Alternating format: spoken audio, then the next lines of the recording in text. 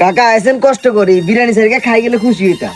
না জ সমস্যা নাই, জ কই। আচ্ছা কাকা কষ্ট দিলাম, হ্যাঁ যান। ঠিক আছে। সেলিম কাকা, হ্যাঁ আপনারও কথা জিগাইতাম একার। কিয়া আপনি এতার গোবাদ বিরিয়ানি খেললেন না কিনলে? বিরিয়ানি কেন খাবো? বাতি যা কছে কা? আমি এলাকার একটা দায়িত্বে আছি, একজন মান্যগণ্য ব্যক্তি। হ্যাঁ তোর 100 বার উপরে কইছি যে পরমের মরদ দিয়ে যদি বিরিয়ানি করো আমি কিন্তু খাইতাম না। 100% তুই আল্লাহ বলি গরু গোস্ত দিয়ে বিরিয়ানি করতে গো। আর কোনরে গিয়ে খাওয়াবে না খাওয়াবে এটা আমার জানার বিষয় না। অন্তত পক্ষে আমার কথা চিন্তা করি, গরু গোস্ত দিয়ে বিরিয়ানি ফাঁকাইতে পরমের মরদ দিয়ে বিরিয়ানি ফাঁকাইছে বেড়া ওই সিঙ্গাম চাবাইলে দিচ্ছা পরমের মরদ গুলো চাবাই। শুনেন কাকা, দোষটা ওইখানে নয়, দোষটা হয়েছে হাতে গরিব নয়। এই যে এত হাজার বড় লোক আছে এতার গো বাই মরগের গোস্ত দি ফাঁকান না, বয়লের মরগ দি ফাঁকান না।